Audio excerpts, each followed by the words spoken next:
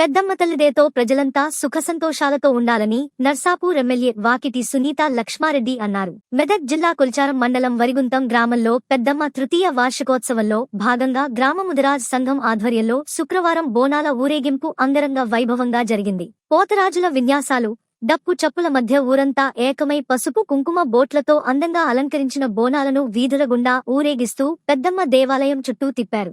ఈ కార్యక్రమానికి ముఖ్యంతిథిగా హాజరైన నర్సాపూర్ ఎమ్మెల్యే వాకిటి సునీత లక్ష్మారెడ్డి పండ్ల గంప సదరు బోనాన్ని ఎత్తుకున్నారు.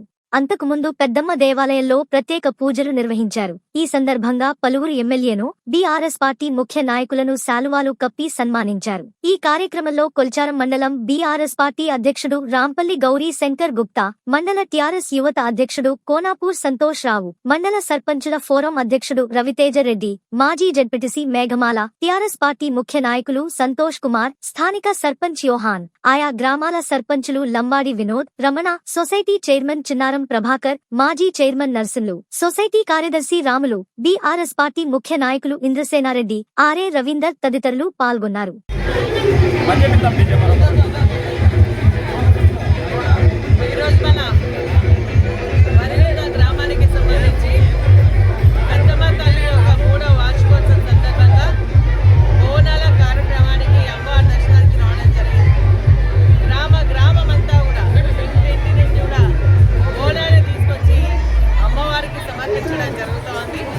మరి నిజంగా కూడా ఇంత పండుగ వాతావరణంలో అమ్మవారి వార్షికోత్సవం చేసుకున్నటువంటి చూసేటువంటి కనులు నిజంగా కూడా ఆనందంగా ఉన్నాయి. చీకట్లో మరి దాదాపు వందల సంఖ్యలో మరి వాళ్ళ మహిళలందరూ కూడా బోనాలు తీసుకొని రావడం జరుగుతుంది.